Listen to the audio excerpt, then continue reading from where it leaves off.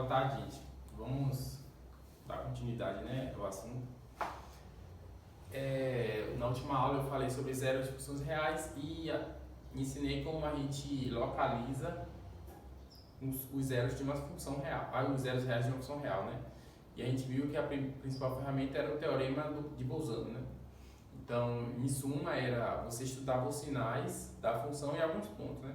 Então, se a gente percebesse que em um determinado ponto f desse ponto era negativo e f de um outro ponto positivo, então nesse intervalo a gente garantia através do teorema de Bolzano que existia pelo menos uma raiz aí. E a unicidade a gente concluía a partir da derivada, né? A gente olhava se a função preservava sinal, a derivada preservava sinal ou não nesse determinado intervalo. Então, se preservasse sinal, isso significava que o zero era único em tal intervalo. Hoje, eu vou falar, aí eu dei alguns exemplos, né? Hoje eu vou falar sobre o refinamento, que como a gente aprendeu a localizar, aí eu vou falar do refinamento, que nada mais é do que obter métodos numéricos que eu possa refinar essa minha aproximação, né? Eu sei que a raiz está aqui, né? Só que eu quero melhorar isso, né? Então, eu vou ensinar alguns métodos que permitem que eu possa reduzir para um intervalozinho, né? Localizar melhor a raiz, né? Como o próprio nome diz, refinar, né? Então, vamos lá.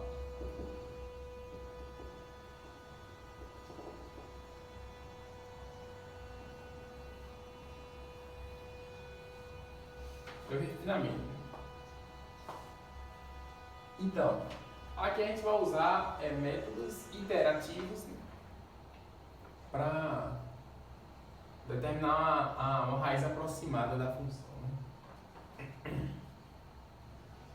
né? Um zero aproximado da função, né? O que é um método iterativo?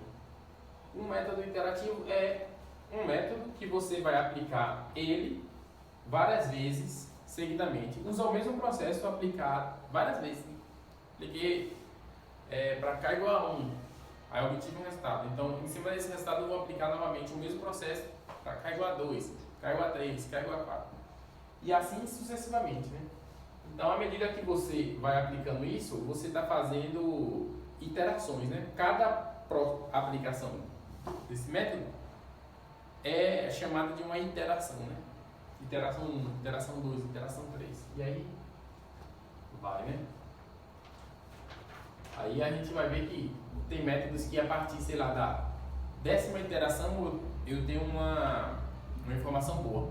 Mas eu posso ter um outro método que, nesse mesmo problema, eu posso iterar apenas 5 vezes e ter uma informação melhor ainda, né? Ou até igual ou melhor, né? Então, a gente vai ter critérios para definir quando é que um certo método é mais eficaz que um outro, né? Em determinados problemas. Então, vamos definir o que é uma raiz, o que a gente vai entender por uma raiz aproximada, né? Então,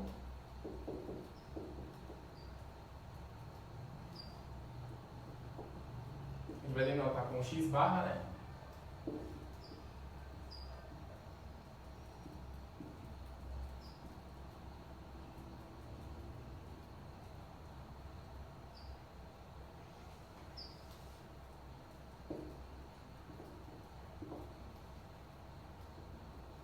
Que se pra gente sempre vai ser o zero de f, né? Vou botar assim, de f de x igual a zero. Então, x barra é uma raiz aproximada se cumprir uma das condições.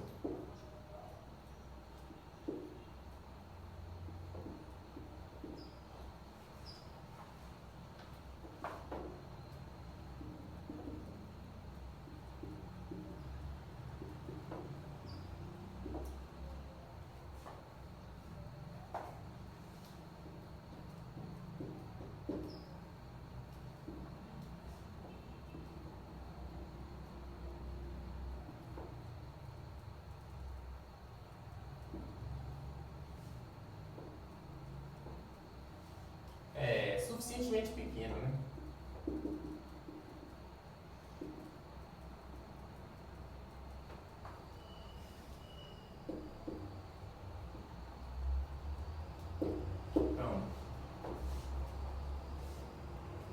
Então, se o QC, ou se o x bar cumprir essa primeira condição, ou essa segunda, a gente disse que ela é uma raiz aproximada da... É uma raiz aproximada, é uma aproximação, né, da raiz dessa equação.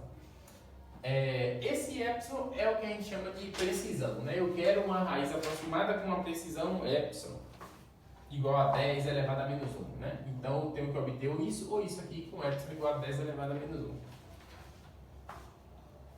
Nem sempre o ideal seria que a raiz aproximada satisfizesse ambas condições, né? Mas nem sempre isso ocorre.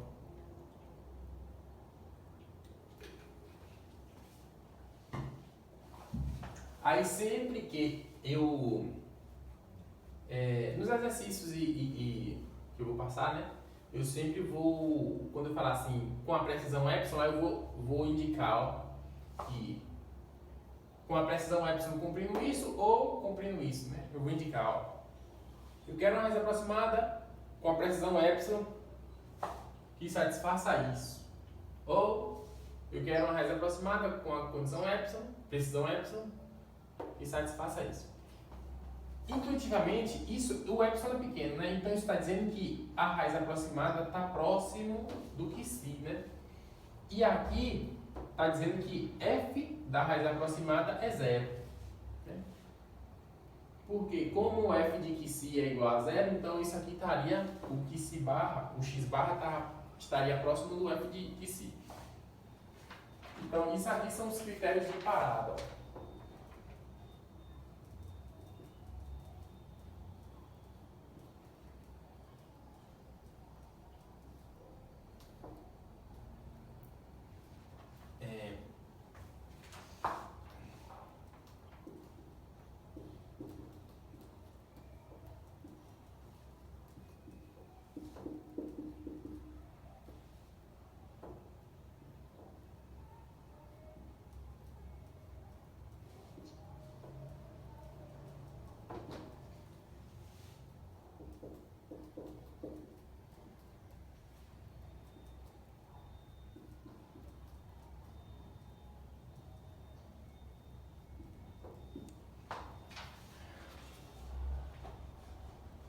Nem sempre a gente tem que elas ocorrem ao mesmo tempo, né? Vamos entender a primeira. A primeira pode acontecer algo assim, ó.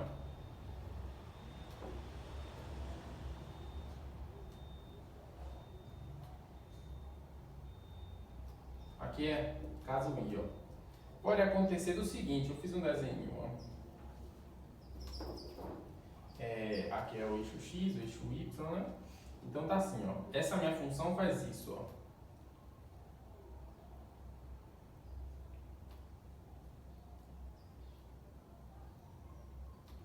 Então aqui é o que si, né?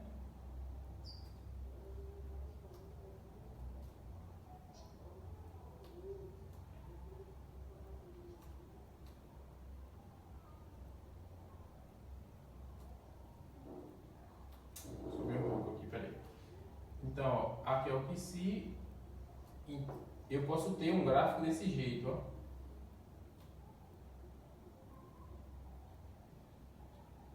Pronto. Então, e eu pego um epsilon desse tamanho, ó. Epsilon desse tamanho.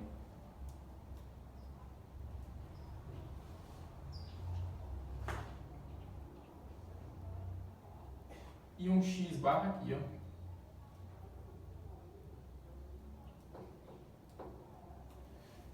Ó, aqui é F, né? Nesse caso eu tenho o seguinte, ó. Eu tenho que... Quanto é que vai valer F de x barra? Esse ponto, né? Vai parar aqui, ó. Então nesse caso eu tenho, ó, que F de x barra é menor do que epsilon, claro, né? eu calculo f de x barra de pequenininho, ó, menor do que epsilon, mas não cumpre a primeira condição, né?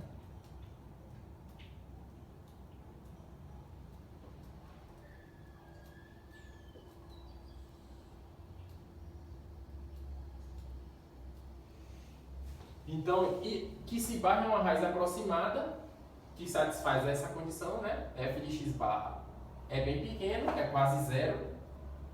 Isso está dizendo que é quase zero, né? Então, isso aqui é bem pequeno, mas a raiz aproximada está longe da raiz, né? Porque o gráfico ele ficou bem próximo do eixo x, né? Então, nessa condição a gente chama de raiz aproximada. Só que não é o caso ideal. Pode acontecer também de uma raiz aproximada satisfazer isso e não satisfazer isso. Quer ver? É só a gente pegar uma função que exploda. Eu tenho um desenho aqui, ó. Fazer algo assim, ó. Aqui eu tenho um que se, ó. A gente vai fazer assim, ó. Suponha que o gráfico de f é assim, ó. Algo assim. Vou pegar aqui.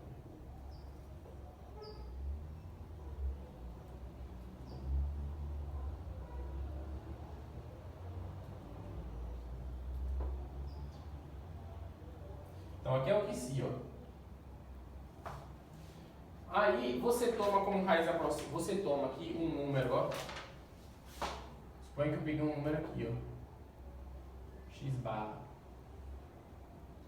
Quando você for calcular f de x barra, tá lá em cima, alguma coisa assim, ó. Né? E o epsilon eu tomo assim, ó.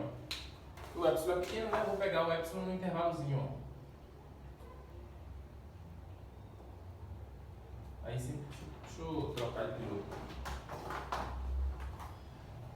Eu tomo esse epsilon desse jeito aqui, ó. Eu estou aumentando a escala aqui do epsilon só para fazer o desenho, né? Mas em geral o epsilon é bem pequeno. E você está tomando o epsilon aqui, ó. Então esse comprimento é 2 epsilon.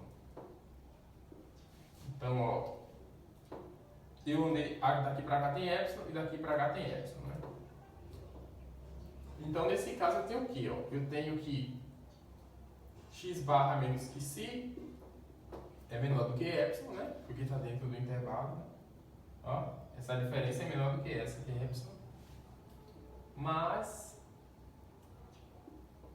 f de x barra é grande, é muito maior que o epsilon. Esses dois pontos significam muito maior, né? Esses dois sinais aí, né? Ou seja, o f da raiz aproximada é bem grandão, né? Em ambos os casos a gente disse que a raiz que a função do x barra é uma raiz aproximada, né? No primeiro, o x barra está próximo da raiz, mais f de x barra, ou no primeiro, f de x barra é bem pequeno, mas x barra está próximo da raiz. No segundo, a raiz aproximada está bem próxima da raiz, mas f de x barra está bem grande, né? Então, qual é a situação ideal? É quando cumprissem as duas, né? Ou seja, tinha que ser algo assim, ó, situação ideal. Ó.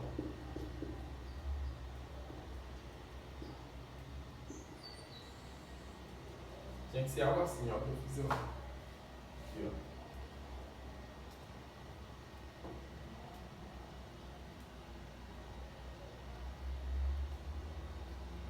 Então aqui é o que se, ó. E aqui eu dou um x barra bem perto, ó. Fazer assim.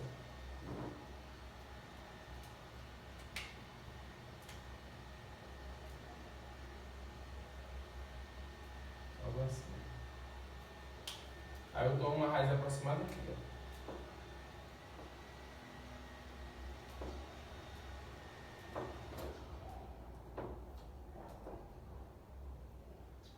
Então f de x barra é aqui, né? Aí você toma um epsilon aqui, ó.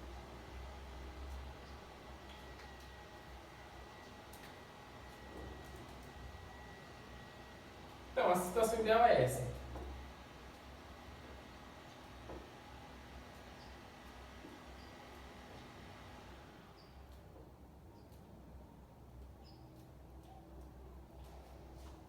É aqui.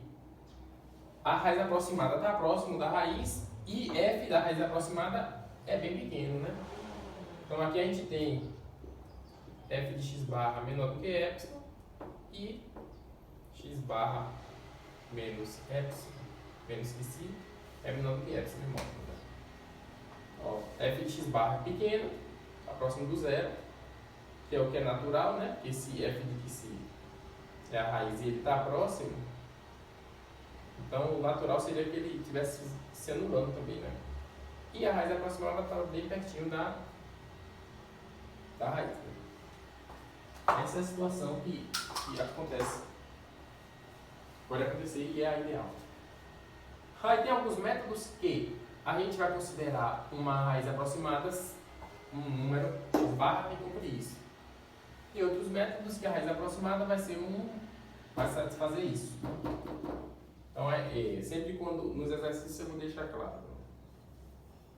O método que eu vou apresentar agora, que é o método da abscissão, a gente vai ver que o objetivo é encontrar uma raiz aproximada e pela própria construção do método, ela já nos fornece uma raiz aproximada que vai cumprir isso. Então, lá a gente vai obter raízes aproximadas cumprindo essa primeira condição. Né? Então, vamos lá, definir. A ideia do método é bem simples.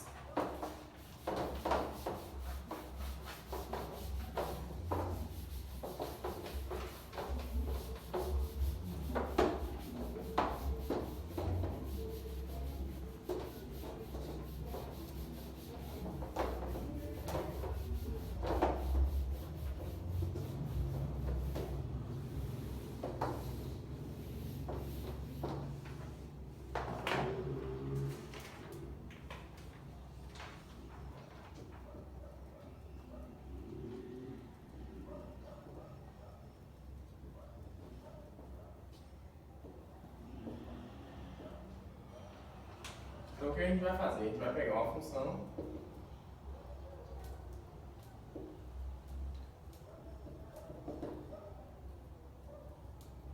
real, né?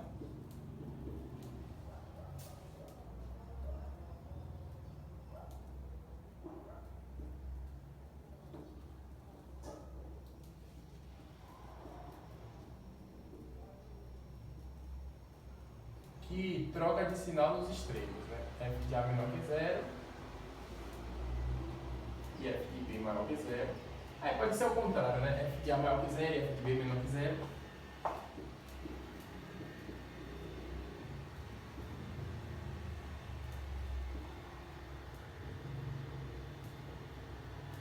E aí a gente vai supor que o zero de F nesse intervalo vai ser único, né?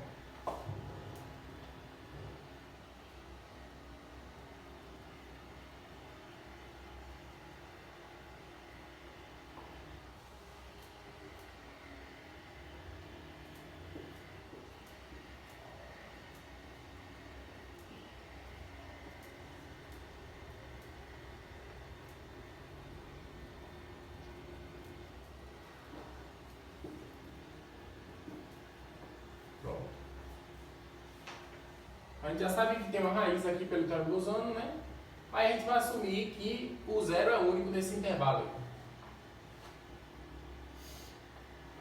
Então, o objetivo desse método é eu sair dividindo o meu intervalo AB em subintervalos até encontrar um subintervalo bem pequeno que contenha a raiz com a precisão requerida, né? Aí, esse intervalo bem pequeno que é assim, ó. A ideia é assim, ó. Você tem aqui, a raiz está aqui.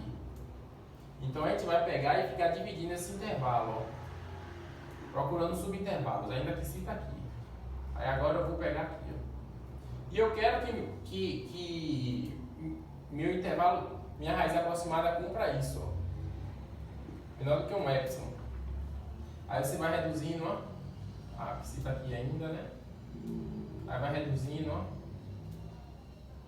Aí vai reduzindo, psi aqui. Até chegar no intervalo bem pequenininho, cujo comprimento seja menor do que epsilon. Daí, nesse intervalo pequenininho, eu pego para a raiz aproximada qualquer elemento daqui de dentro. Aí qualquer elemento daqui de dentro vai cumprir, ó, menor do que o epsilon. Então a ideia desse método é isso. Aí eu dou a minha precisão epsilon, então você vai aplicar esse método até encontrar um intervalo pequenininho, cujo comprimento é menor do que o epsilon. Aí você pega e escolhe sua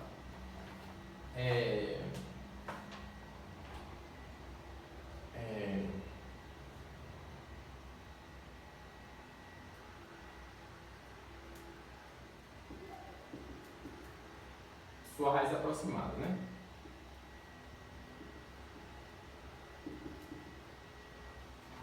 Não, fazer assim, ó.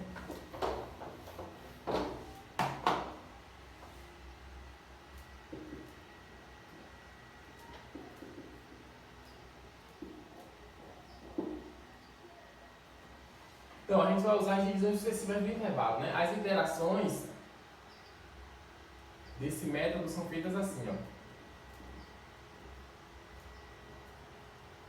Da seguinte forma.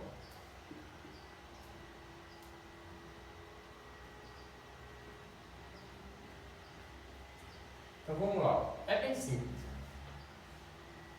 Mas só vou organizar. Então, primeira coisa, né?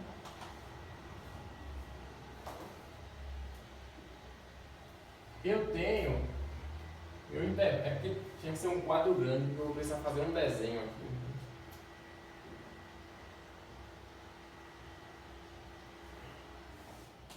Ó, vamos lá, ó.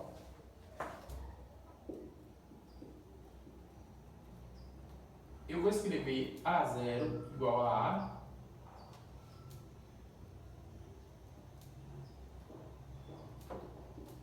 B0 igual a B. E defina x0 igual a A0 mais B0 sobre 2. Vamos assumir que o A é positivo, né? Então vamos pensar assim, ó. Aqui eu tenho 0, então aqui eu tenho A, e aqui eu tenho B, né? Esse comprimento vale quanto? A. E esse comprimento, B menos A, né? Aquele x0 ele é escolhido assim, ó, sendo a metade do intervalo AB. Ele tem essa cara, ou seja, eu divido o AB em duas partes. Ele tem essa cara porque, ó, quanto equivale esse x0 aqui, né? Como é que eu acho a metade, ó? O x0, para eu chegar no x0, eu tenho que somar A mais B menos A sobre 2, né?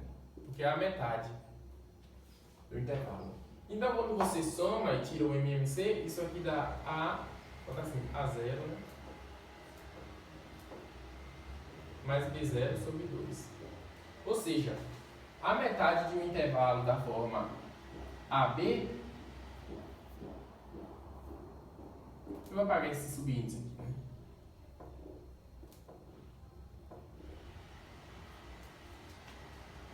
né? A metade desse subintervalo AB tem tamanho A mais B sobre 2, né? Aí eu encontro assim, ó. Somei A, somei a metade dessa parte. Fiz a continha, então deu A mais B sobre 2. Então, por isso que a gente define o x0 assim, ó. Então, escreva A0 igual a A, B0 igual a B e defina x0 como sendo a metade, né? Aí você analisa, ó. Se f de x0 for maior que 0, então eu vou ter o seguinte, ó. Eu tenho que f de A0 é negativo, f de B0 é positivo e f de x0 é positivo, né? Eu vou fazer um desenho. Eu vou fazer um desenho aqui, ó, do gráfico, né? Para a gente entender como é que funciona isso. É porque esse quadro é pequeno, né? Então tá assim, ó.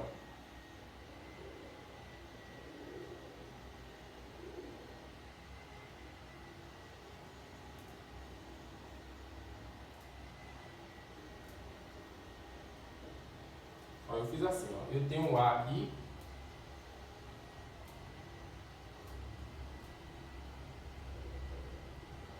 O A é o F de A, né? Quando eu bato nele, dá F de A. E eu tenho o B, tá aqui.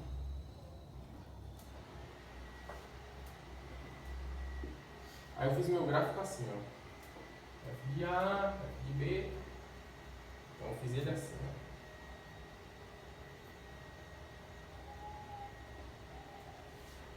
Então vamos lá. Então aqui é o que se, ó. Então eu chamei A de A0. B de B0. Pronto. Então eu peguei e calculei a metade do intervalo AB. Então eu obtive aqui um x0. Calculei f de x0, deu positivo.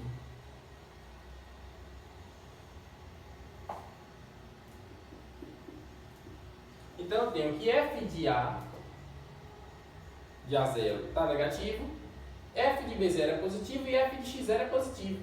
Então, daqui para cá, a função trocou de sinal. Então, então eu já sei que a raiz vai estar aqui dentro, ó, de A0 até x0. Então, eu já posso descartar essa parte aqui, ó, que trocou de sinal, então eu já sei que está aqui. Então, isso eu concluo o seguinte, ó, que minha raiz que se pertence a quem? Ao intervalo A0, x0. Pronto. Agora eu vou trabalhar com ele, ó, A0, x0. Né? Então, aí na segunda etapa você faz o seguinte. Então, aí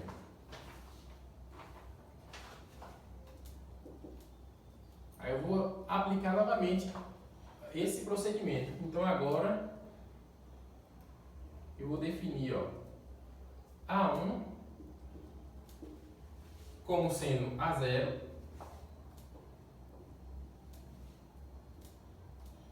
B1 como sendo x0, né? Então aqui vai ser, ó, B1, aqui vai ser A1.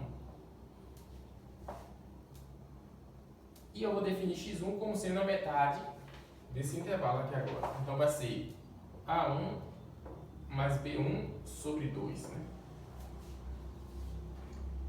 Então x1 está aqui, ó, é a metade.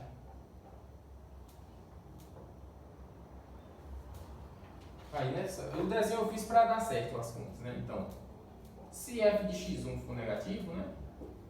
Isso aqui pode variar, né? Só estou fazendo para ter um modelo, né? Ó, calculei f de x1 negativo, ó. Se f de x1 for negativo, então quais informações eu tenho?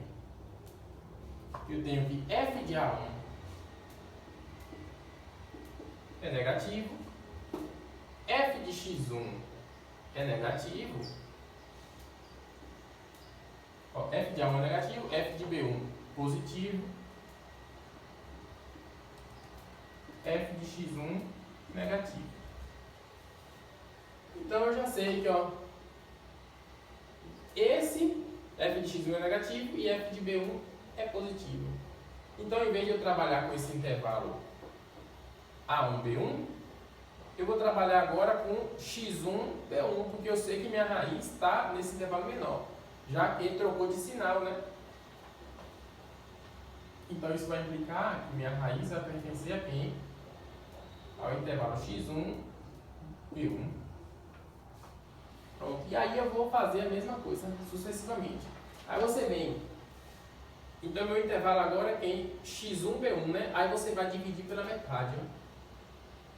Não saiu uma metade aqui, mas assim. Agora você vai dividir pela metade. Então aqui vai ser 1x2.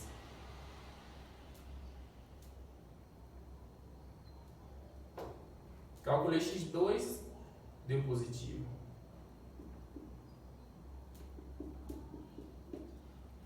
Aí eu só vou escrever a última parte. E daí a gente continua, né?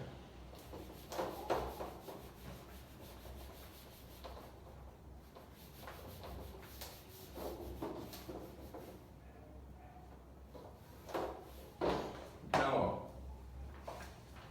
Aí você vem, ó, escreva A2 como sendo, então, eu estou trabalhando aqui, né, agora. Então, eu vou escrever A2 igual a x1, B2 igual a B1, e eu vou definir x2 como sendo A2 mais B2 sobre 2, né? Então, ó, A2 é igual a x1, né? Aqui é o A2. Aqui é o B2. E aqui é o x2, né? Então, ó, se f de x2 for positivo, então eu tenho que f de A2 é negativo, f de B2 é positivo e f de x2 positivo. Então daqui eu tiro que, ó, aqui é negativo e aqui é positivo, né? Então eu não vou mais olhar para o intervalo A2B2, eu vou olhar agora para o intervalo A2x2, né? Porque eu reduzi o intervalo, né? Então minha raiz vai estar aqui, ó, em A2x2. E aí vai, ó. Você vai repetir esse processo até obter um intervalo bem pequenininho contendo o que se, né? Aí você vai fazer isso até obter a precisão que a gente quer, né? Então você vai repetir esse processo, né?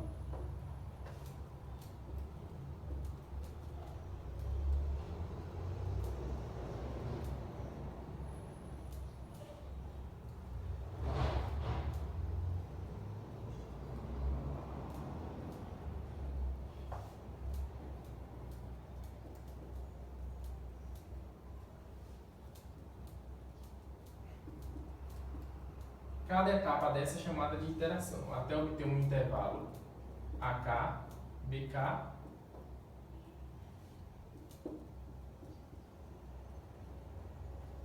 tá ok? O que se pertence a esse intervalo, AK, BK, e o comprimento dele é menor do que epsilon, que é a precisão epsilon, né?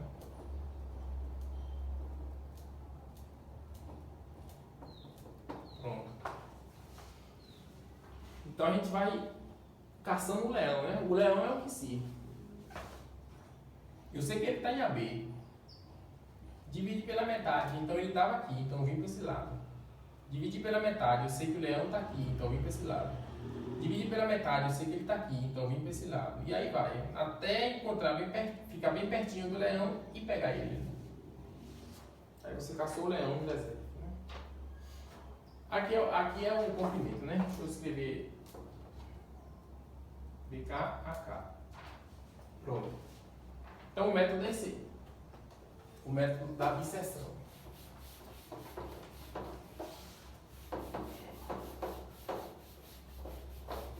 Então aí a gente usa o teorema de Bolzano sucessivas vezes, né? Olhando o sinal da função nos extremos dos subintervalos. Né?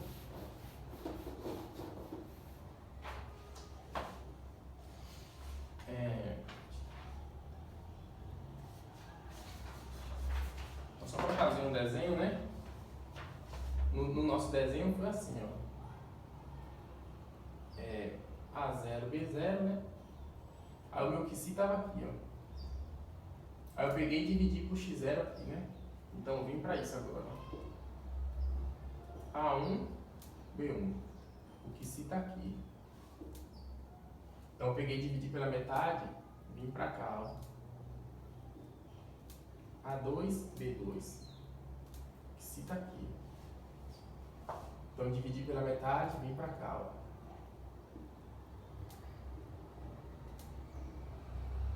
Psi tá aqui. Então aí eu divido pela metade e venho pra cá, ó. A4, B4. Psi tá aqui, ó. Divido pela metade. A5, B5. E aí vai, né?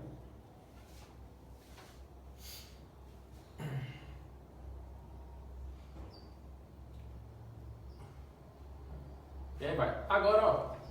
Suponha que eu quero uma raiz aproximada assim, ó. Menor do que um epsilon. Epsilon é a precisão, epsilon dado, né? Eu dei o epsilon, quero uma raiz aproximada assim. Então, o que é que eu vou fazer? Eu vou fazer esse processo até eu obter um intervalo bem pequeno, cujo comprimento...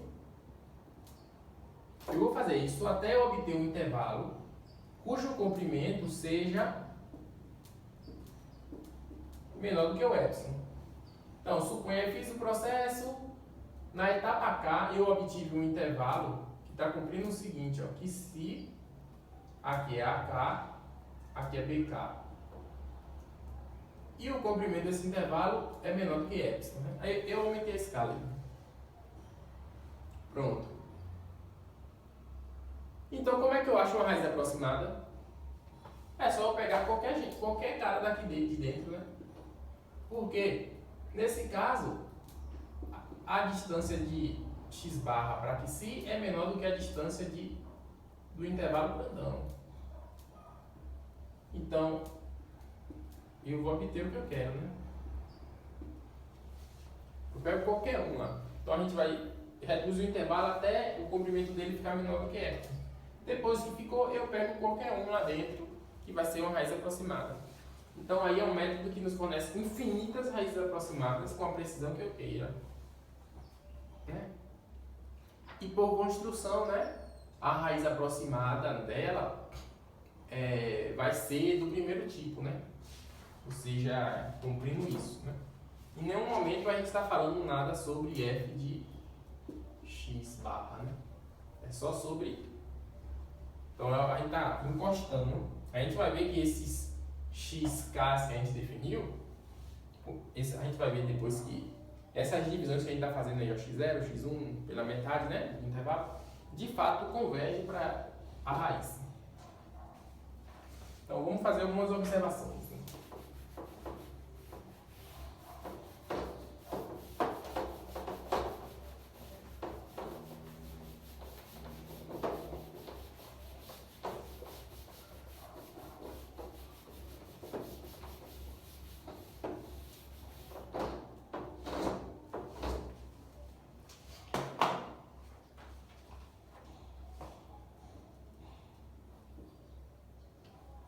Primeira observação. Eu obtive três sequências aí, né? AK, BK e XK, né?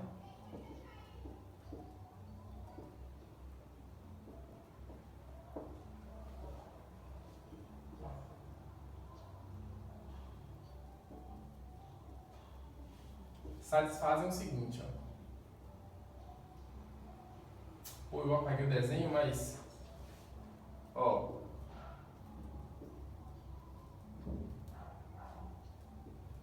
AK é crescente.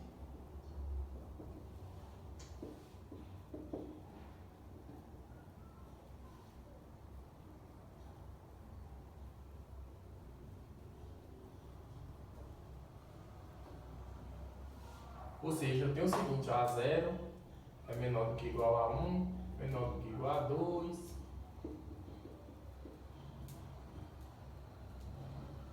E tudo isso aqui é menor do que B, né? Que é o outro extremo. Né? Porque assim, os AKs era sempre o extremo daqui, né? Então, na medida que eu vou dividindo pela metade, a gente viu que ele permanecia igual ou ele vinha para cá. Ou ele virava a metade do intervalo, né? Deixa eu fazer embaixo para a gente enxergar. Começava assim, ó. A0, B0, né? Aí dividia pela metade. Então, virava, por exemplo, A1, B1. Né? Aí dividia pela metade, ficava alguma coisa assim. A2, B2. Dividia pela metade, A3, B3, né?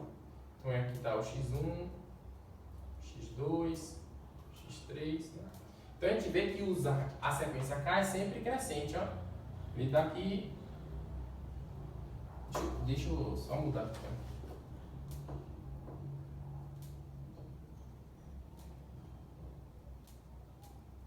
Então sempre crescente, A0, A1, A2, A3, é sempre vindo para cá. E ela é sempre limitada pelo o B0, né? O B. Então vale isso. A sequência BK, por sua vez, é decrescente.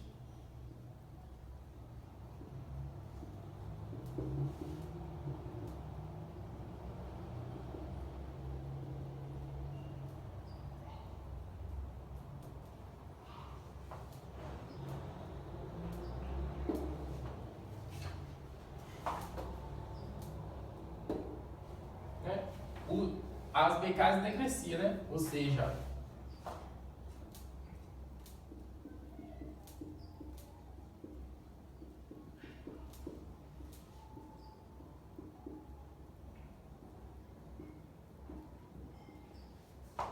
sempre vai decrescendo, ó. B0, B1, B2, B3. E é sempre menor do que o primeiro termo aqui, o A, né? E a outra sequência satisfaz o quê? A outra sequência ela sempre está esmagada, né? X0 está entre A0 e B0. X1 está entre A1 e B1. X2 está entre A2 e B2. X3 está entre A3 e B3. Né? Está sempre esmagada entre os extremos, né?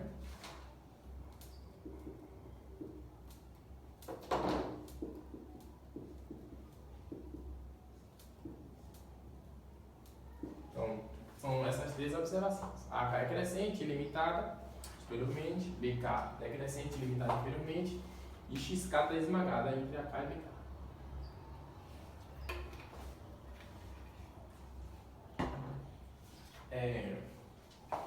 Uma outra observação. O comprimento desses intervalos está diminuindo, né?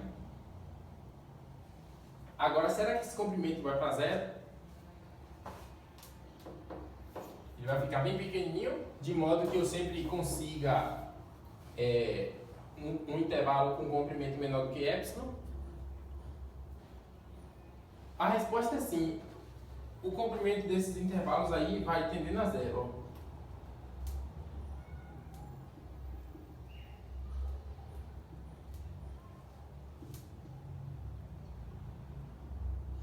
Nem tudo que eu vá diminuir não vai tender a zero, né?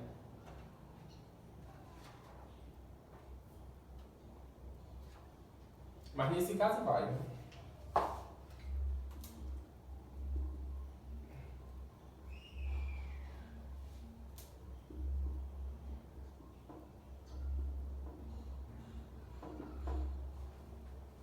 O comprimento desses intervalos, eu vou denotar com L, é igual a B menos A sobre 2 elevado a K.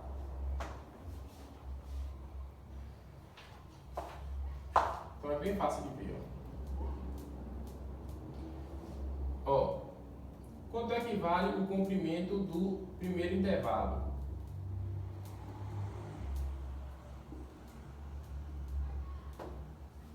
Né? A0, B0 nada mais era do que AB, né? Então, quanto é o comprimento de AB? Quanto é? B menos A. Que eu posso olhar assim, 2 elevado a 0. 2 elevado a 0 é 1. L, o comprimento do primeiro, L de 1, né?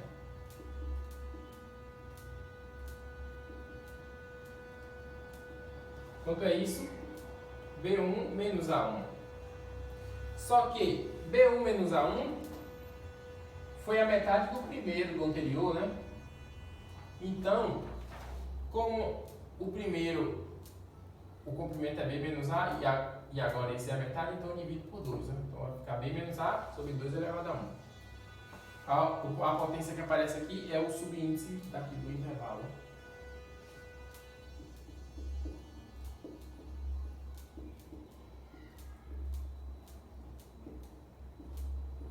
Então o comprimento dele é B2 menos A2. Só que B2 menos A2 é igual a o antecessor dividido por 2, né? Ou seja, é B1 menos A1 sobre 2. Então, quando você substitui B1 menos A1 por B menos A sobre 2, então aqui dá B menos A sobre 2 ao quadrado. E aí você vai repetindo, né? Então, em geral, o comprimento do késimo intervalo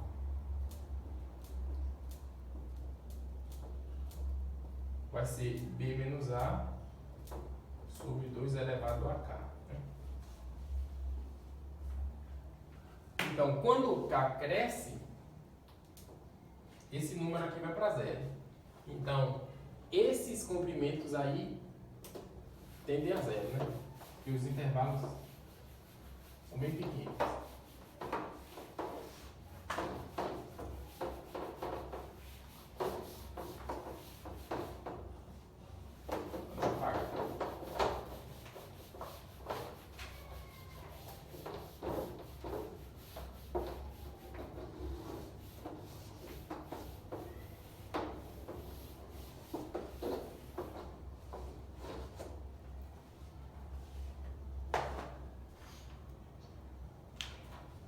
Então, vamos ver um exemplo, né?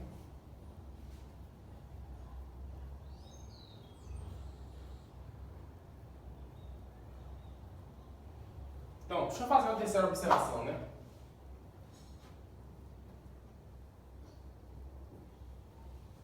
Eu já falei, mas eu vou registrar.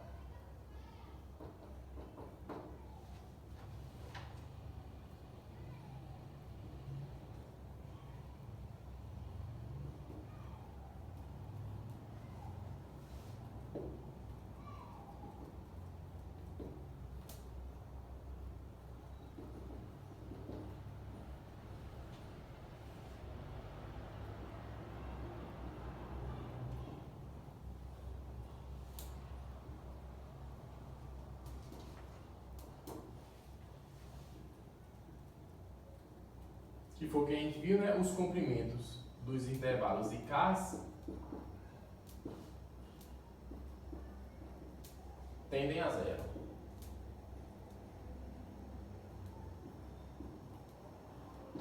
Né? 2 elevado a K, isso aqui é um número, né? E aqui é 2 elevado a K, que é uma função crescente. Então, estritamente crescente. Então, quando o K cresce, isso aqui explode, né? Vai para zero, né? Esse limite aí, vocês fazem no cálculo, né? Cálculo 1. Pronto, então essas 3 observações que eu queria fazer, né? São as mais importantes. Vamos ver um exemplo então de como eu aplico esse método.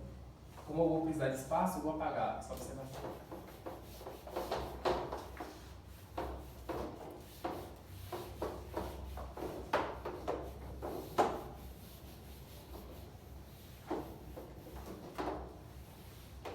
Vamos lá.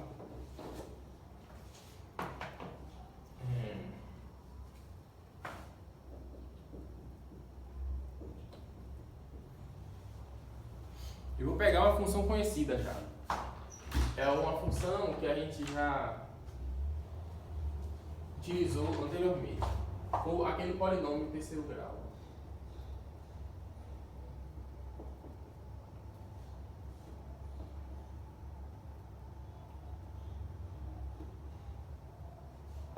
Então, a gente já viu que tem 3 raízes, né? Exatamente 3 raízes. Aí eu vou escolher uma raiz. A gente viu lá que tem um zero no intervalo 0,1, né? Tinham 3, mas eu vou escolher uma para analisar.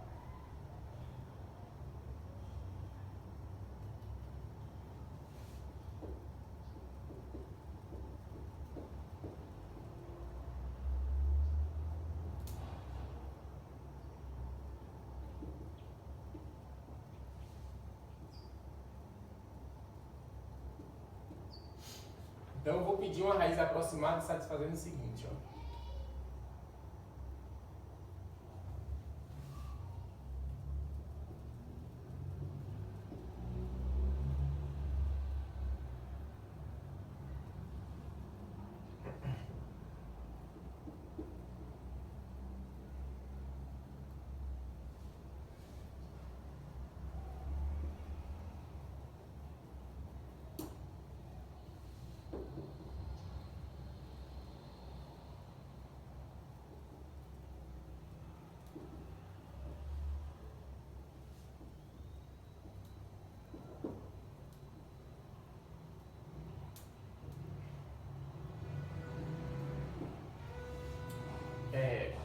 É claro que esse eu considero essa função, já sei que tem um único zero aqui no intervalo 0,1. Então eu vou obter eu quero uma raiz aproximada cuja precisão seja 10 elevado a menos 3. Né? Ou seja, 1 sobre 1000. Aí, essa precisão, na verdade eu quero que ele contra isso, ó, x barra menos que i menor do que esse valor. Isso já nos leva a usar o método da absorção, né? Que vai permitir obter intervalos cada vez menores contendo o zero. É claro que no exercício poderia omitir isso, né? Daí você ia escolher qual método você ia utilizar. Né? Isso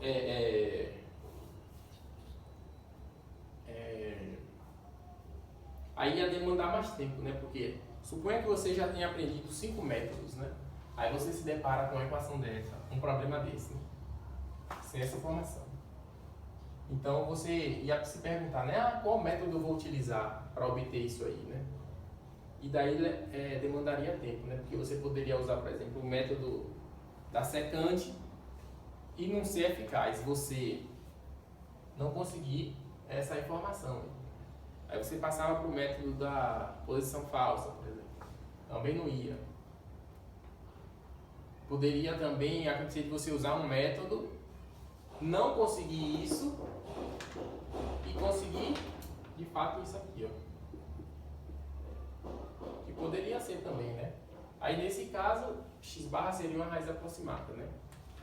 Mas, como eu estou trabalhando com o método da absorção, então eu quero que vocês façam utilizando o método da absorção, né? Nesse caso. Aí eu já deixei explícito, ó, tá ok, vale isso. Então o aluno esperto ele já sabe, como ele já deu essa informação, então aqui a ideia é usar o método da absorção.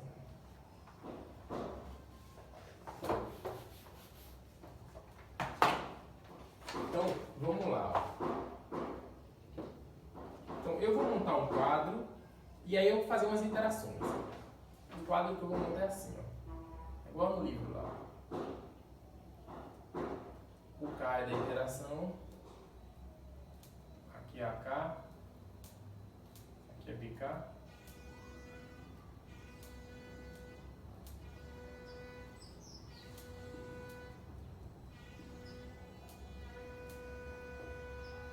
E aqui é BK menos AK.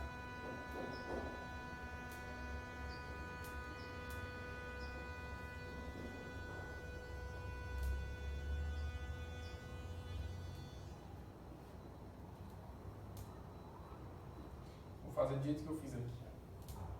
2.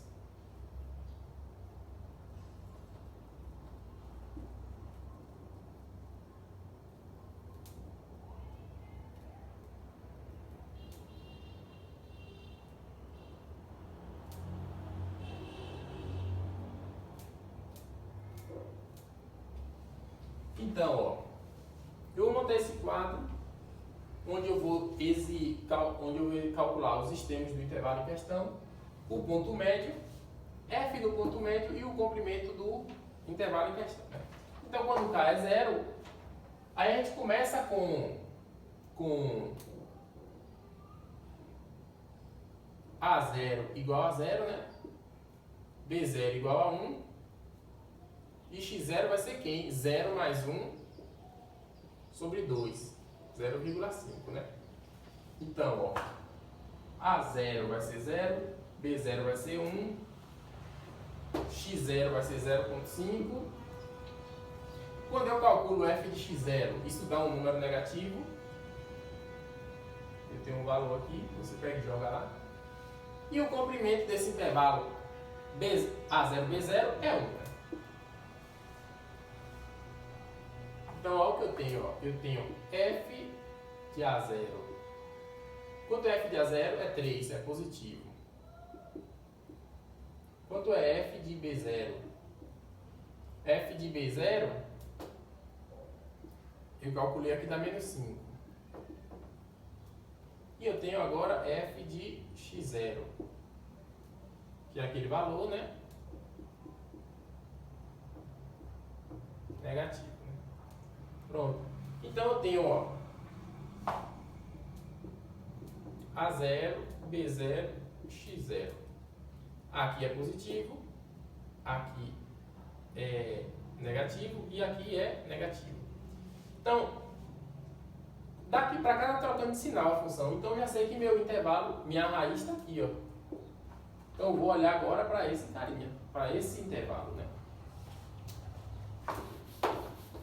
A0, x0, né? Então, ó. Então, o que é que eu faço? Então, eu vou definir A1. Quem vai ser o A1, né? O A1 vai ser o próprio A0. O B1 vai ser o x0.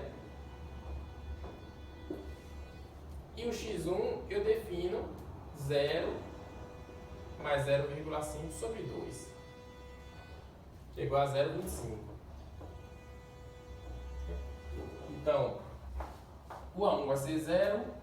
O B1 vai ser 0,5. X1 vai ser 0,25. Né? Vou calcular 0, vou calcular f de x1. Então tá dando positivo, ó.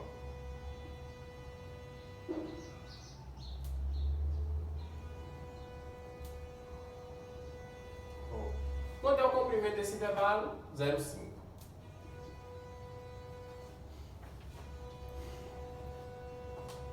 Então aqui novamente eu tenho, ó, f de A1,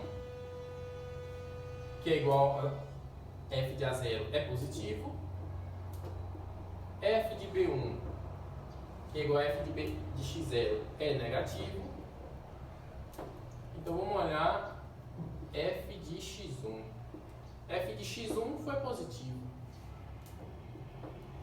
Então, como eu tenho A1 positivo, x1 positivo e aqui B1 negativo, então, em vez de olhar para esse intervalo grandão, eu vou olhar agora para esse pequeno. Então, eu vou definir agora, né, o meu A2 como sendo x1. O meu B2 como sendo o B1, 0,5.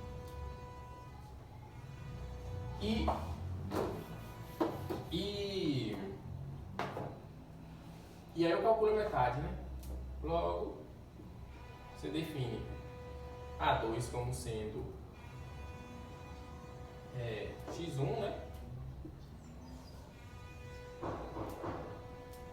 B2 sendo B1 e x2 igual a esse mais esse sobre 2, né? 0,25 mais 0,5 sobre 2. Quanto é que dá isso? 0,375. Então aqui dá 0,375. Né? Então quando você calcula, isso dá negativo. É claro que essas contas você faz na calculadora, né? Ninguém vai fazer isso aí na mão, né? E aí vai, né? Quanto é o comprimento desse intervalo? Esse menos esse. Então vai ser 0,25. Ó, sempre a metade, né? 0,25 sobre 2, 1 sobre 4. Né? Então, ó. E aí, né? Então f de A2 é positivo. F de B2 é negativo. Aí você olha f de x2, negativo. Então eu já sei que meu QC vai estar onde? Ó, tá trocando de sinal aqui e aqui, né? Então o QC pertence a esse intervalo menor, a 2x2. E aí você repete o processo, né? Aí você repete esse processo, aí na 10ª etapa você vai encontrar um A10, um B10. Aqui você encontra o seguinte número, ó.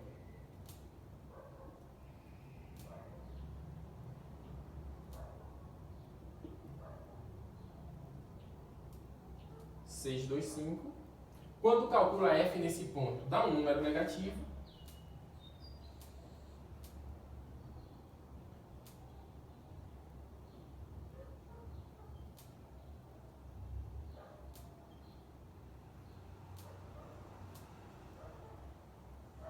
Desse número negativo, e o comprimento desse intervalo B10 menos A10, o livro já traz. Dá esse número aqui, ó. Dá 1,953125, ó. 1,953125 vezes 10 a menos 3. Posso parar nessa etapa? Aí tem que ficar olhando sempre o comprimento desses intervalos, né? Eu quero que o comprimento, encontrar um intervalo cujo comprimento é menor do que esse 10 elevado a menos 3, né? Olha como já está, ó. E aqui está sempre diminuindo, né? Na 10ª etapa, eu tenho um número, um intervalo cujo comprimento está quase lá, ó. Só que é maior, né? Porque tem 1,9 vezes 10 a menos 3. Então, ainda não é menor do que epsilon, o comprimento do intervalo. Então, vamos fazer mais uma etapa. Aí, quando você faz, você obtém um A11, um B11, um X11, né? Pega, divide pela metade. 33, 691, 403, né? Isso tem no livro, né? 4063, né? Calculou f de x11, então deu um número positivo, né? Deu 601, 691.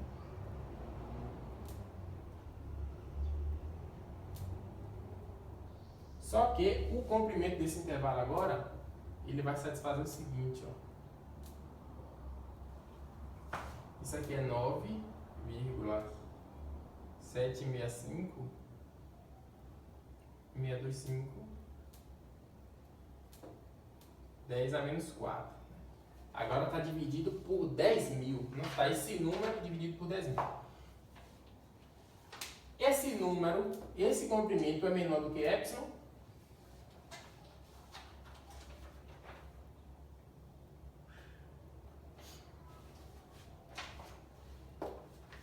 É menor, né? Note, 9,765625 vezes 10 a menos 4. Ó. Esse número é 9 ponto alguma coisa, né? Então é menor do que 10 vezes 10 a menos 3, menos 4. Então, isso aqui dá 10 a menos 3, né? Então, na etapa 11, na 11ª iteração, eu obtive um intervalo B11 A1, A11 B11, cujo comprimento é menor do que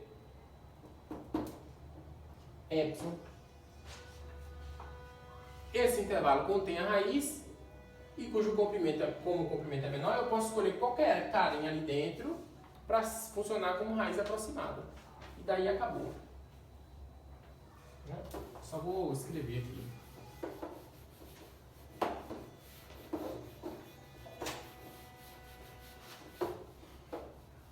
Então, né?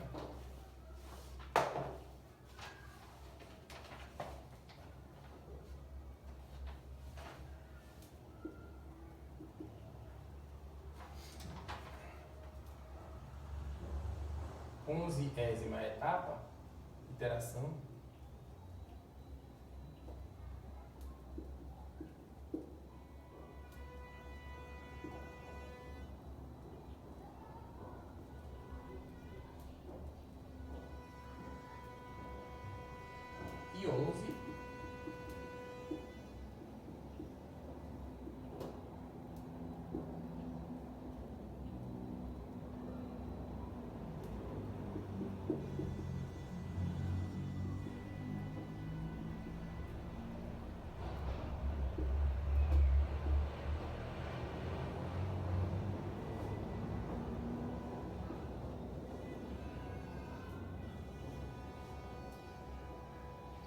por sua vez, é menor do que 10 a menos 3, né?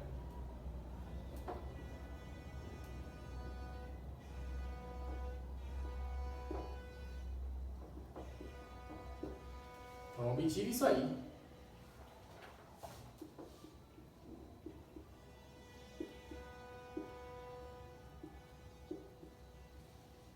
Então, qualquer valor x barra pertencente a 11 é uma raiz aproximada.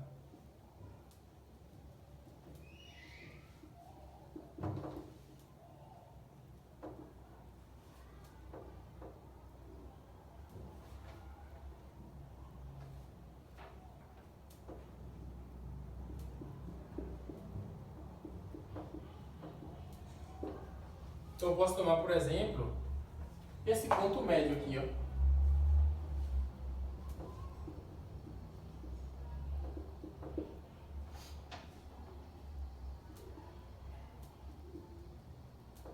Então x barra igual a x11. Então isso aí é uma raiz aproximada. Como eu posso pegar qualquer um, eu pego lá o ponto médio que eu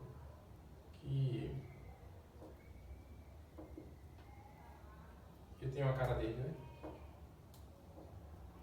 Então você pega o ponto médio, ou então pega os extremos, né? Porque se não pegar esses pontos, vai ser difícil você achar, assim, até que não é difícil, né? Mas você fica, não fica ruim de encontrar um outro ponto nesse intervalo diferente desses três, né? É claro que consegue, né? Só em vez do 3 aqui, você bota 4, né? Soma um pouquinho, vai estar aí dentro ainda, porque eu somei bem pequeno. Então esse número aí é, em particular, uma raiz aproximada. Então só o desenho, ó. Eu tenho uma 11 aqui, B11, tenho que ser aqui, o x barra eu estou tomando como se na metade. Então, x barra menos que si. Então, essa diferença é óbvio que é menor do que essa diferença do grandão, né? Que por sua vez é menor do que 10. Pronto, eu não sei quem é que sim, mas agora eu tenho um número que é bem pertinho dele, né? E se você ir reduzindo mais o intervalo ainda, você vai dividir, obter um novo intervalo, e 12, cujo comprimento é a metade desse. A metade desse, a metade desse, e aí vai. Então, essa raiz aproximada vai ficando bem mais perto ainda. Se eu estou diminuindo o intervalo, né? Então o ponto médio está encostando lá nele, né?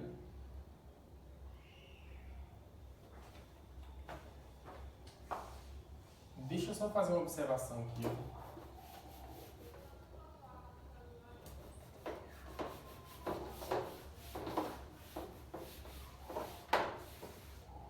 Vou fazer embaixo. Vou fazer aqui, ó.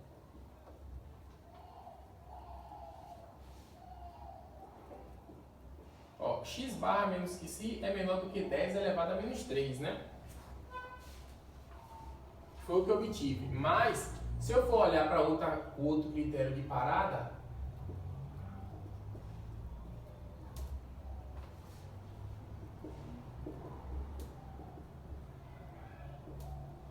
eu tomei x barra igual a x11. Note,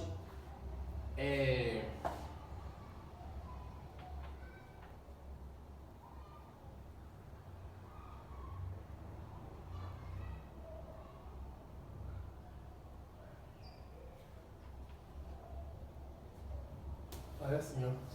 O outro critério de parada não funciona, ó. Eu estou tomando como sendo f de x11, né? Quem foi f de x11 e esse número?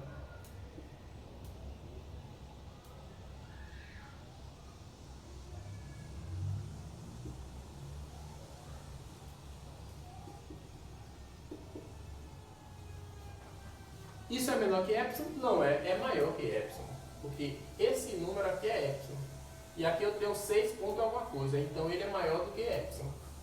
Então, nesse exemplo, eu apliquei o método da abstração, obtive uma raiz aproximada que satisfaz o primeiro tipo. Ó.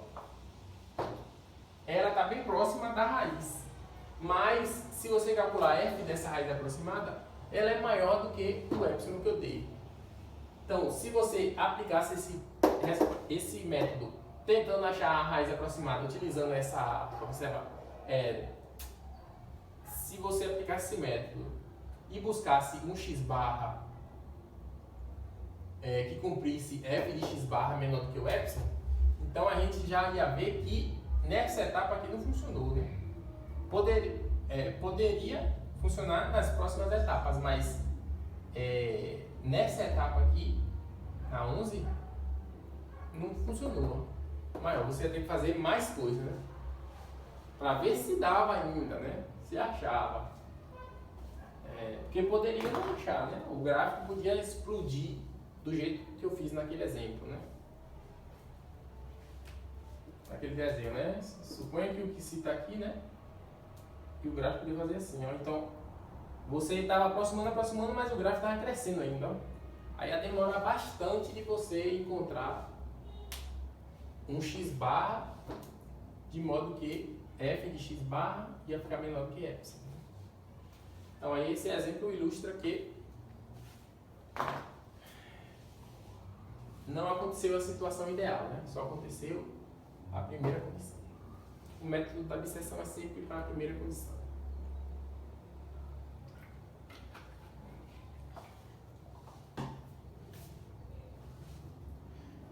Certo. Agora, eu fiz isso aí, né? E parei na etapa 11, né? Na 11ª etapa, né? Aí a pergunta que fica, mas eu vou fazer isso até quando, né? Infinitamente? Como é que eu vou... Será que tem algum critério que permita que eu tenha uma noção de até quando eu tenho para fazer?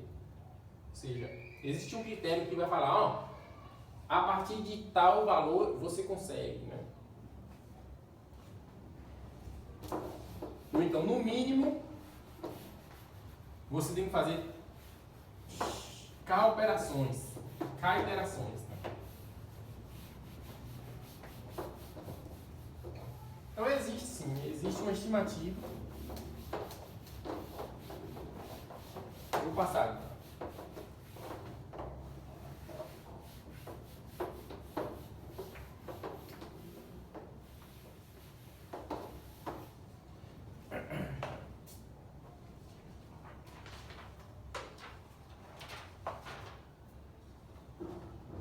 Deixa eu ver, né?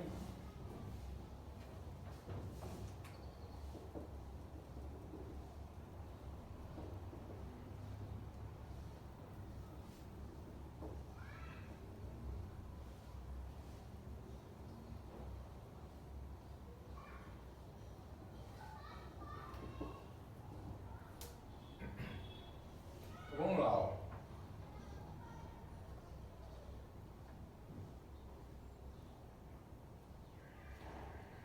A pergunta é, ó.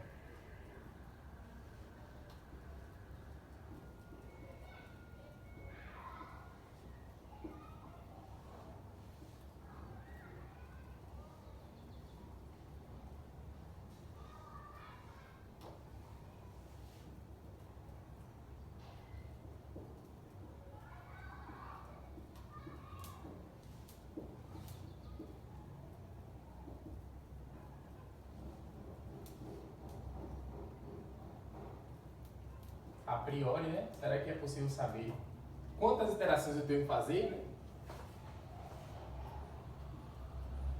Antes de eu começar a fazer?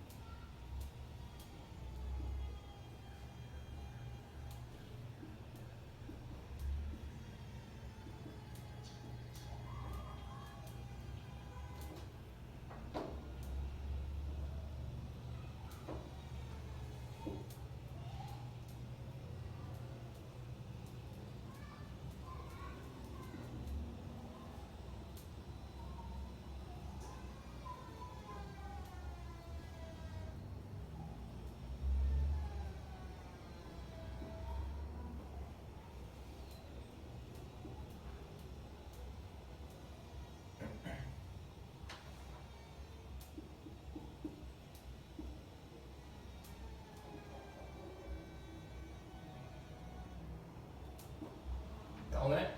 Dado uma precisão, ficou grande, né?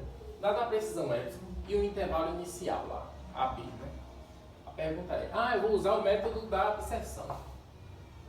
É possível saber antecipadamente, né, quantas interações precisam ser efetuadas nesse método, de modo que eu obtenha um intervalo IK, cujo comprimento é menor do que epsilon, e consequentemente uma raiz aproximada cumprindo isso?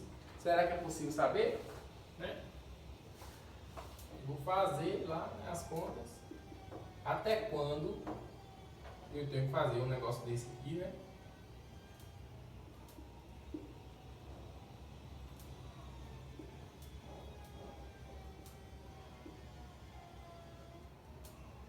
Para obter isso. Até quando, né? Será que é possível descobrir? É possível, né? Vamos lá, ó. Isso aqui é bem simples, né? É só usar umas propriedades do log, que a gente consegue uma informação.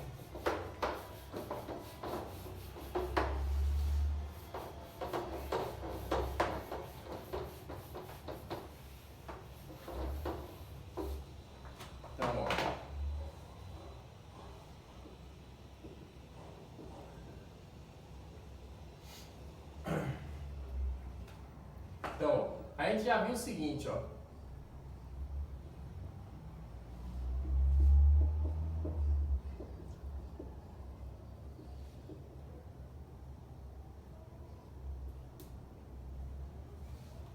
A gente obteve na 40ª iteração um intervalo IK, né? AK-BK.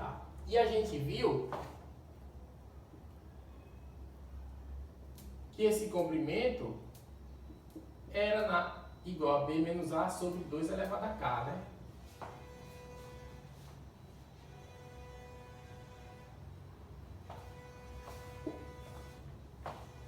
A0, B0, né? Não, eu chamei de AB, né?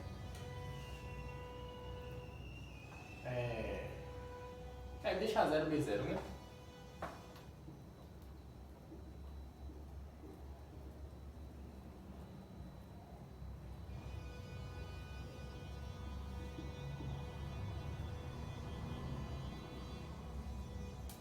Então, para eu descobrir isso que eu estou perguntando, basta determinar um K de modo que esse número seja menor do que epsilon, né?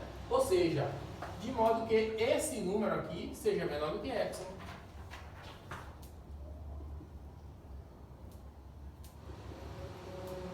Pronto, basta fazer só isso, né? Então, como é que eu faço isso?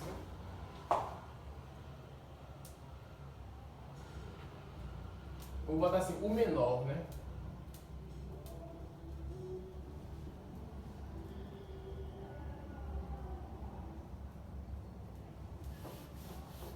Que o comprimento é menor do que epsilon. Basta descobrir o menor, né? Porque se você descobre o menor, os próximos, né? Vão ser o comprimento do intervalo é a metade, né? Porque a gente sempre divide por 2, né? Então você descobre o menor, então já é suficiente. O menor dos K's, né? Que cumpre isso. Então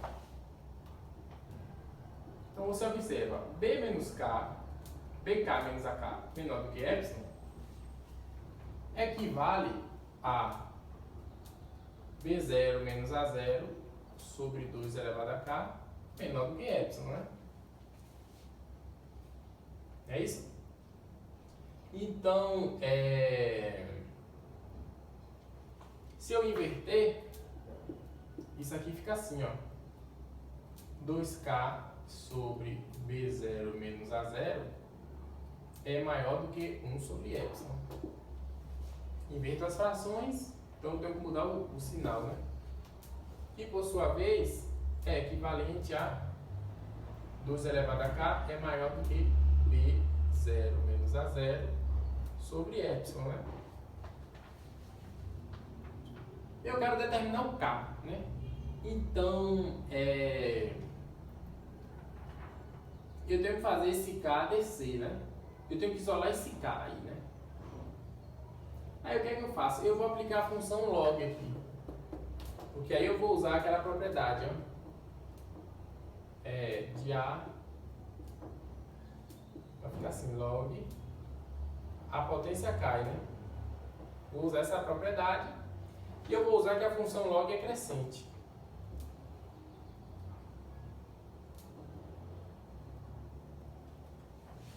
Então, isso implica que, como a função log, vou usar na base 10, é crescente, então esse número é maior do que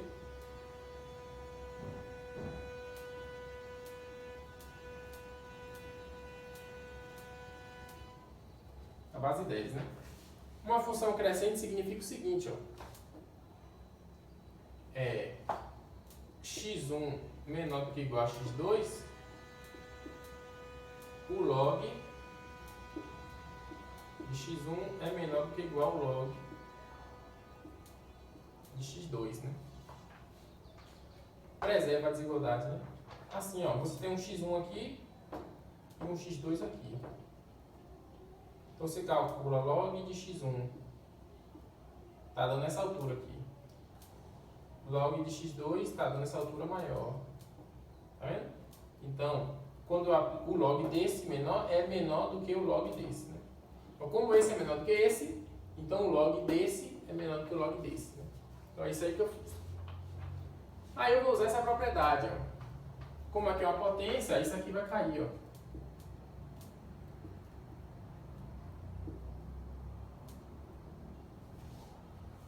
E tem outra propriedade que eu vou usar, ó. Log tem uma base B, né?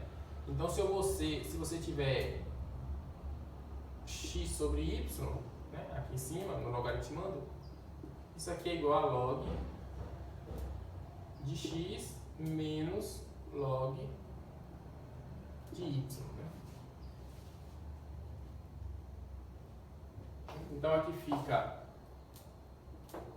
maior do que, deixa eu apagar, né?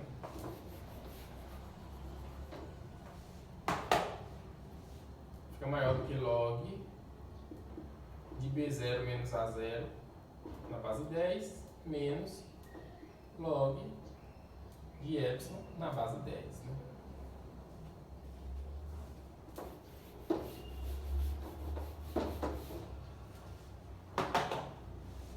E portanto a condição é o seguinte, ó. Eu tenho que ter um K que seja maior do que log na base 10 menos esse log sobre esse log aqui.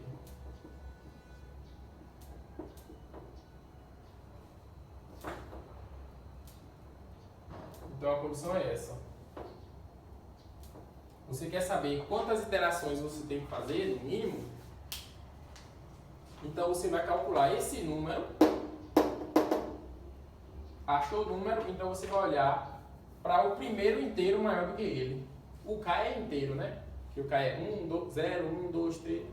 Calculou esse quociente, deu lá 5,4333. Então o que seria o K? K igual a 6.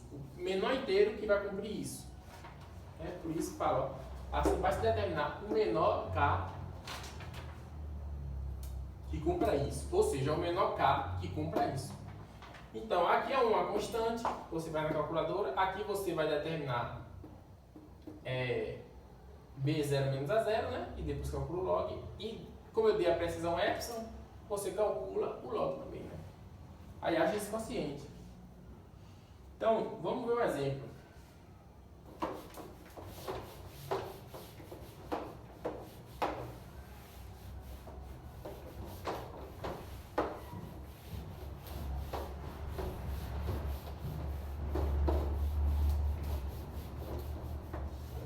Eu vou dar um exemplo e uma observação no final, viu?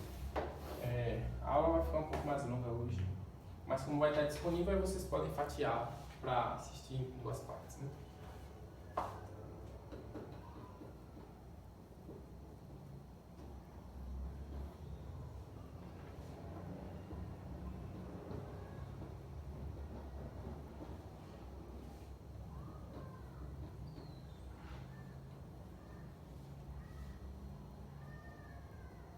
Vamos pegar aquela função que eu trabalhei lá no começo. Ó. Eu já sei que tem um único zero.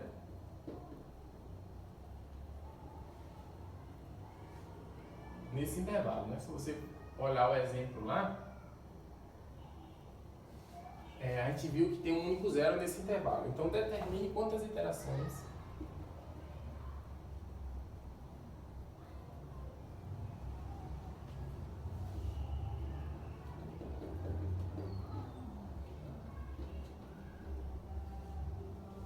no mínimo eu preciso fazer para obter o seguinte.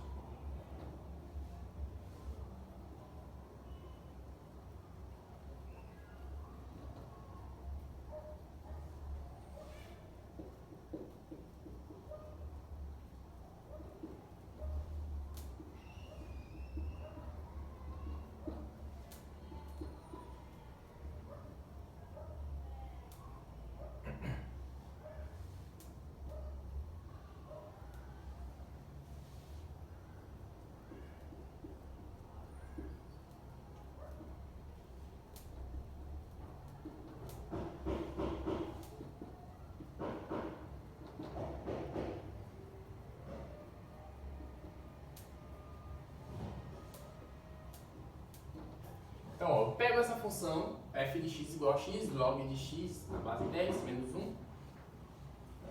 Já sei que tem um único zero aqui nesse intervalo, né? Então, determine quantas iterações, no mínimo, são necessárias para obter uma raiz aproximada com precisão 10 elevado a menos 2, né? Então, é só fazer aquela continha, né? Eu tenho que conhecer o menor k que vai cumprir isso, ó. Ó, o meu A0, quem é meu A0? É 2. Quem é o meu B0? É 3. Quem é meu epsilon? 10 elevado a menos 2, né? Então, você tem que determinar o k que cumpre isso. 3 menos 2 menos log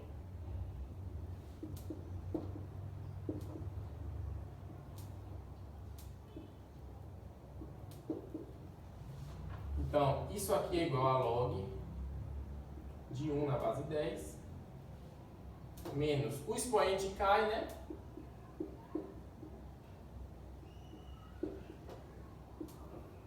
Esse número de baixo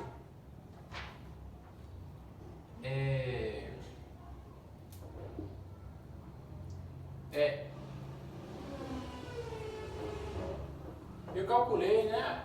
Você calculou na calculadora, dá mais ou menos uma coisa assim, né? Então essa quociente vai ficar mais ou menos isso. Só que esse log é quanto? 0.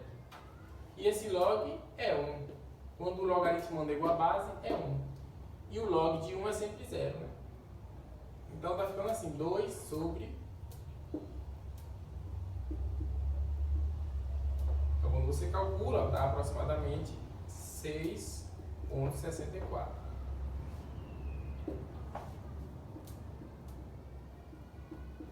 Então eu tenho que fazer k iterações, né?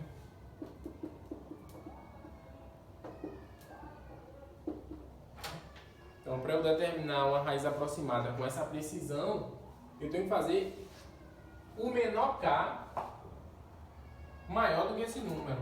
Como esse número é 6,64, o menor k maior que ele é 7, né? Você tem que determinar o menor que é maior, né? O menor que é o maior.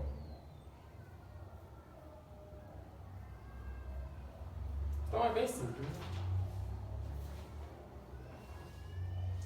Então, para fechar esse assunto, eu vou fazer uma observação, né? Para não deixar para a última aula, para a próxima aula.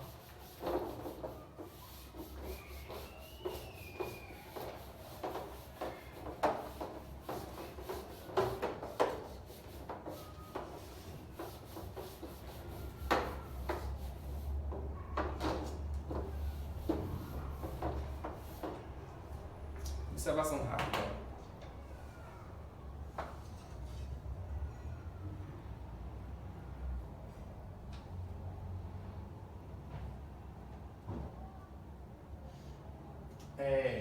a gente tem essa estimativa aqui, ó. Essa observação tem no livro lá. Aí eu vou passar meio rápido aqui.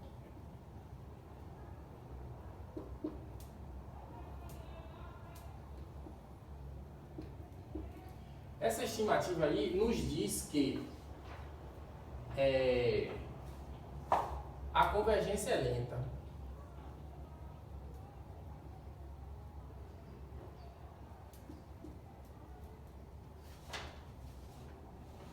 Ó, eu tenho que determinar o menor K que cumpre isso, né?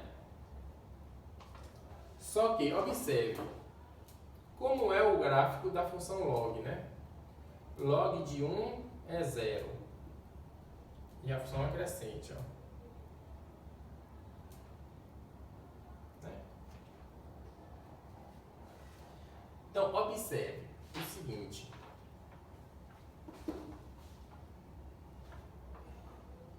Observe o seguinte. Eu tenho que determinar o menor K que cumpre isso, né? Aí você determinou, então você teria que fazer essa quantidade de iterações, né? No outro caso, eu tinha que fazer 7 iterações. Agora,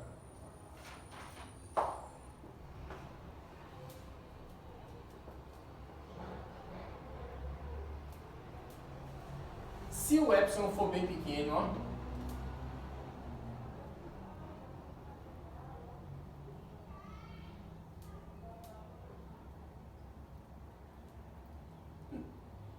é grande,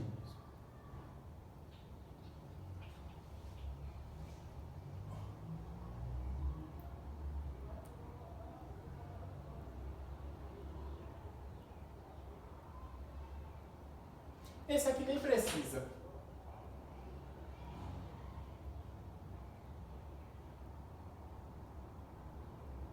Não, só aqui, ó. Se o epsilon for muito pequeno mesmo, aqui assim, ó. Então, quando você calcula log desse epsilon, vai ser um número bem grande, né? Um número negativo cujo módulo é bem grande. Só que tem um menos aqui, ó. Então, esse número negativo, cujo módulo é bem grande, quando ele tem esse menos, ele fica bem grande. Ele fica um número positivo bem grande, né? Calculou o epsilon bem pequeno, deu menos 50. Então, por causa desse menos, vai ficar então 50 aqui em cima.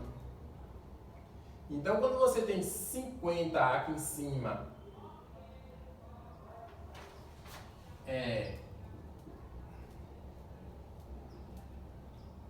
quando você reúne essas condições, ó, maior do que epsilon, por exemplo, né? Muito maior que epsilon. Então, se esse epsilon for bem pequeno, esse número aqui fica bem grande.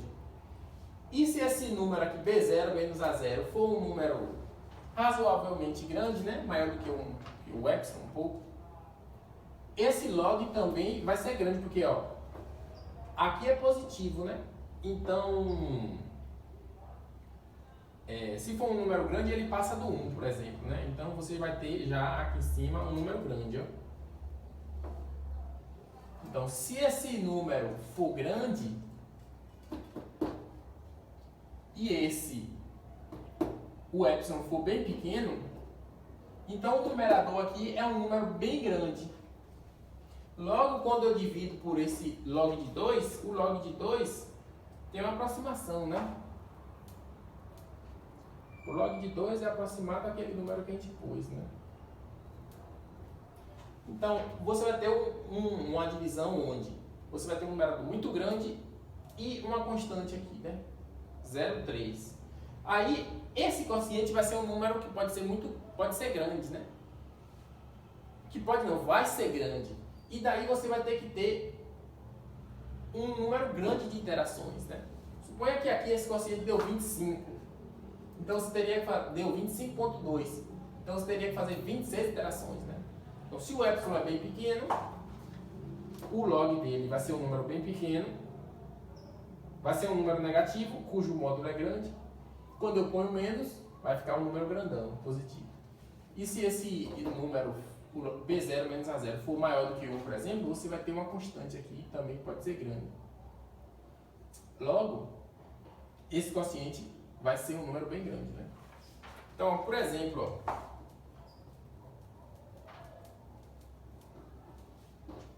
se eu tomar B0 menos A0, se você tiver um intervalo cuja diferença, cujo comprimento é 5, e epsilon você toma um número bem pequeno, então quando você faz essa conta,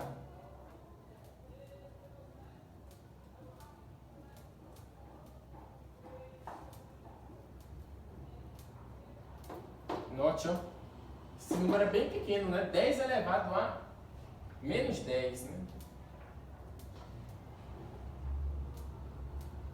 Então, isso vai dar aproximadamente, ó,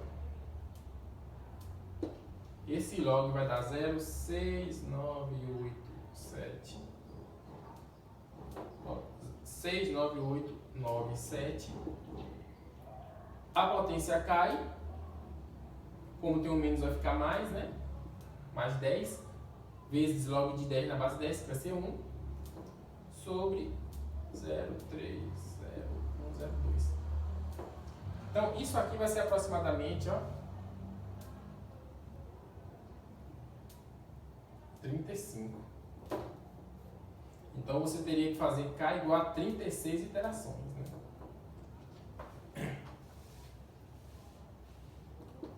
Então, imagine você ter um método de ter que fazer 36 iterações, né? Então, fica complicado, né? Então, a convergência dela é lenta, né? A convergência é lenta. À medida que você requeira